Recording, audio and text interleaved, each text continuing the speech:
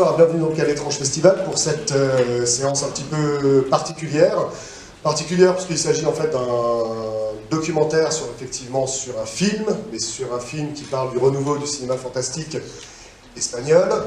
Et en fait, ce qui débouchera après, pour ceux qui n'ont pas lu tout le programme, mais c'est écrit en gras pourtant, une rencontre avec deux réalisateurs, c'est ça, une table ronde. Il n'y aura pas de table ronde, mais ce sera une rencontre avec l'ensemble des réalisateurs présents dans le cadre de l'anniversaire du focus sur Sitges. Donc vous aurez droit, ils vont se présenter eux-mêmes, mais vous pourrez effectivement poser des questions après et on va discuter. Je parle de rencontre, c'est plus comme on n'est pas non plus très très nombreux, ça peut être plutôt des échanges et plutôt qu'une thèse ou quoi que ce soit. Enfin bref, on est en famille. Voilà, quoi qu'il en soit, donc il s'agit d'un film que nous montrons dans le cadre de l'anniversaire des 50 ans de Sitges. Le programme que nous avons fait avec l'Institut Ramon Llull était à peu près, on va dire, assez éclectique, puisqu'il y a des films dits de patrimoine, vous aurez demain des courts-métrages, vous avez des films nouveaux, et le cycle se clôturera demain avec donc, la première mondiale de Colskin. Voilà. Quoi qu'il en soit, je ne dirai pas plus, puisqu'on parle... C'est juste une question, est-ce qu'il y a des gens qui n'ont pas vu El Dia de la Bestia? Voilà. C'est pas grave, il passe la semaine prochaine. Donc voilà, comme ça au moins vous allez voir comment le film a été fait avant de voir le film, mais c'est pas grave, il n'y a pas de spoil. Quoi qu'il en soit, donc, je vous demande d'accueillir sur scène les deux réalisateurs qui sont des vrais fans de films, donc Diego Lopez et David Pizarro, accompagnés de André Sala, et je ne sais plus qui vient encore. Je ne sais plus qui est là. David.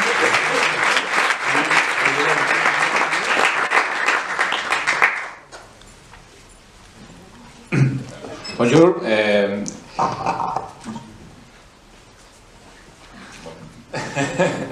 Bueno, muy agradecidos a Letrange, al Instituto Ramon Llull, por poder hacer aquí el 50 aniversario de Sitges. Y algo muy importante durante estos 50 años, y en los últimos, sobre todo, 30 años, ha sido el despertar de la bestia, o decir, el renacer del cine fantástico español. Y para ello una película y un director han tenido mucho que ver, o casi gran parte de este estallido del cine fantástico español, de nuevo, es Alex de la Iglesia y El Día de la Bestia. Alors merci à l'Étrange Festival de m'avoir invité, merci à l'Institut Ramon Llull qui est l'Institut culturel catalan. Voilà, sur les 50 années de Sitges, il y a eu quelque chose de très très important, on va dire particulièrement ces 30 dernières années, ça a été le renouveau du cinéma fantastique espagnol qui est, on va dire, né ou venu de ce film, donc El Día de la Bestia, le jour de la bête, qui était fait par Alex de la Iglesia.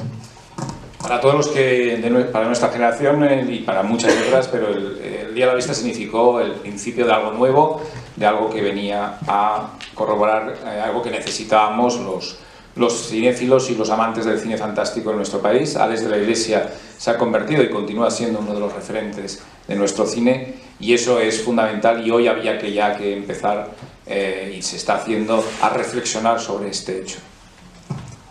Alors c'est vrai que ce qui s'est passé à ce moment-là, c'est quelque chose qui était très très important pour notre génération et aussi pour d'autres générations de cinéphiles.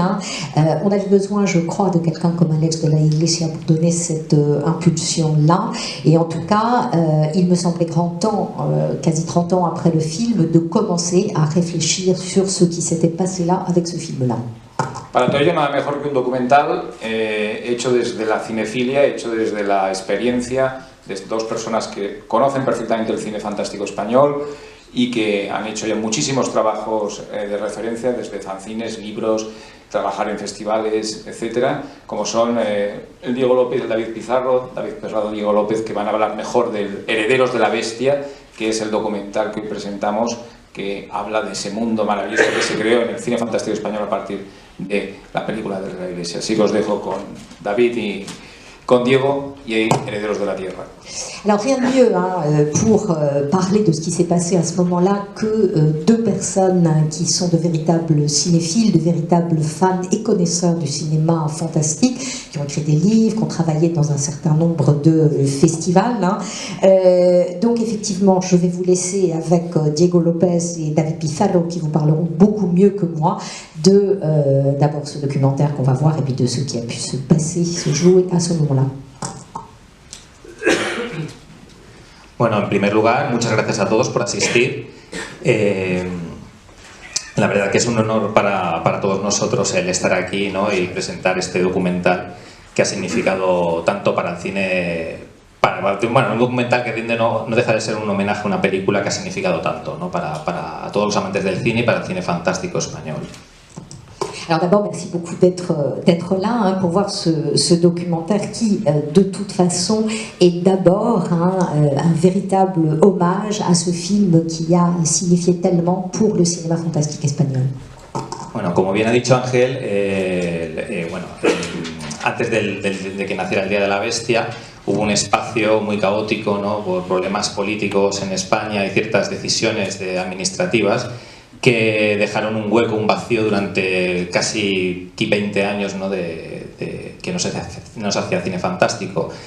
Y nosotros con el documental hemos querido dar voz a esas personas, tanto gente que participó en la película del Día de la Bestia, tanto Alex de la Iglesia, actores, productores, guionistas, etcétera, técnicos, etcétera. Y no solo eso, sino saber qué influencia ha tenido la película de Alex en las nuevas generaciones. Para eso hemos contado con la voz también de directores actuales, ¿no? Como son Jaume Balagueró, Paco Plaza, Nacho Cerdá, que su frente, su vía, su trabajo se vio un poco abierto por esta película.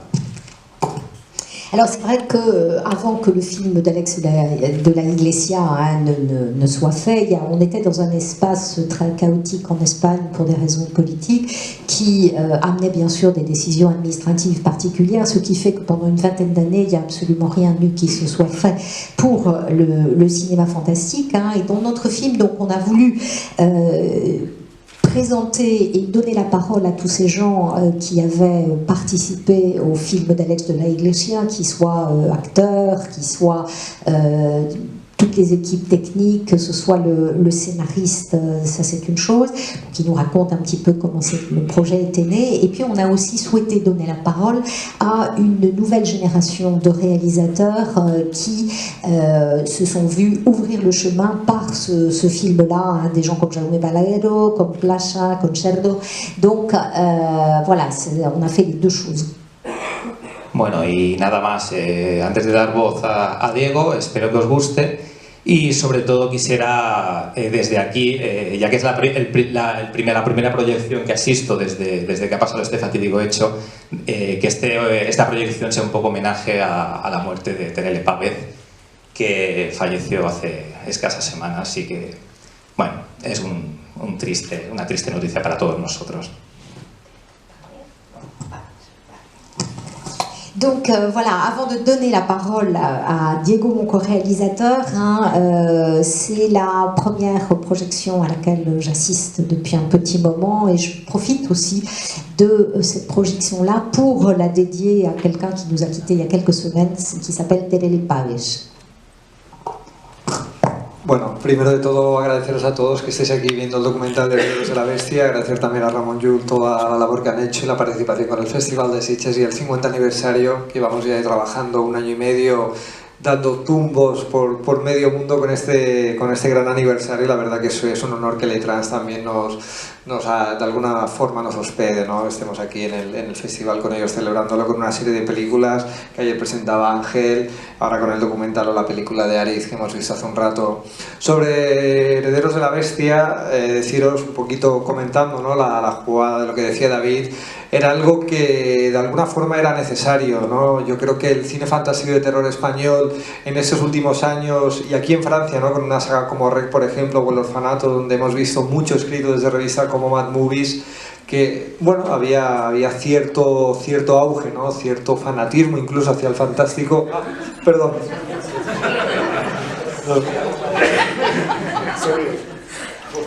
J'avais expliqué à son camarade qu'il ne fallait pas qu'il parle trop vite, mais lui, je lui avais pas dit, il n'était pas arrivé.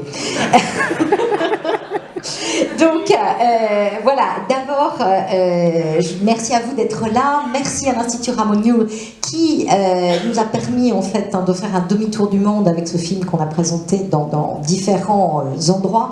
Je crois vraiment que c'était nécessaire voilà, de pouvoir faire ça pour montrer un petit peu ce qu'était le cinéma espagnol fantastique, de là où il venait. Et c'est vrai aussi que ce cinéma, à partir de El Día de la Bestia, a eu de véritables fans avec des réalisations comme Rec, et on a pu voir aussi que c'était un cinéma qui avait été largement commenté dans un certain nombre de revues spécialisées, comme par exemple Mad Movie, antes de la auge. Ya tienes que... Continuamos. Nada, simplemente comentaba, ¿no? Que de alguna forma veíamos que el fantástico, ¿no? desde nuestro punto de vista a nivel de festivales y lo que es la situación, ¿no? de Cataluña, España, que yo cogía muchísima fuerza en estos últimos tiempos. Mirábamos atrás, ¿no? Analizábamos estos últimos 20 años, cómo había sido todo este proceso, y veíamos claro que la figura de Àlex de la Iglesia y El Día de la Bestia, también Acción Mutante de alguna forma, que era su ópera prima, era indispensable, ¿no? Hablar de esa figura, de ese director y de esa obra, ¿no? Como es El Día de la Bestia. Así que nos pusimos un poco manos a la obra a pensar, ¿no? A pensar cómo podíamos enfocar el documental y exponer la importancia de una película prácticamente a nivel mundial, ¿no? Alors quand on s'est intéressé à cette question du cinéma fantastique, quand on a commencé donc à réfléchir au cinéma fantastique catalan, au cinéma fantastique espagnol et à regarder derrière nous sur les 20 années qui s'étaient écoulées, ce qu'on a remarqué tout de suite, c'était l'importance de ce deuxième film d'Àlex de la Iglesia, donc El Día de la Bestia, avec également l'importance de son tout premier film qui s'appelait Acción Mutante, et finalement on s'est décidé pour faire quelque chose qui allait mettre en avant et se concentrer sur ce film-là plutôt. Así que nada, tomada ya un poco la idea, hablamos con Àlex, le pareció fenomenal realmente que de alguna forma hiciésemos ese homenaje, ¿no? a una de sus películas más emblemáticas, y de ahí fue un poco ir hilvanando, ¿no? con Terele Pávez, con Santiago Segura, etcétera, ¿no? Con todo el reparto, Arri, Biafra, con toda la gente que de alguna manera había participado en el documental. Todo el mundo, la verdad, que muy contentos, ¿no? Y muy dispuestos a colaborar en el documental con todas las entrevistas que estuvimos haciendo durante 1 año y medio probablemente, ¿no? Estuvimos trabajando para finalmente materializarse. Y de alguna forma también es lo que decía antes David, queríamos dar voz, ¿no? a esa generación comandada por Jaume, Paco, Nacho Cerdá, que la figura de Àlex y El Día de la Bestia les había empujado, como a muchos otros realizadores, a hacer cine fantástico en España.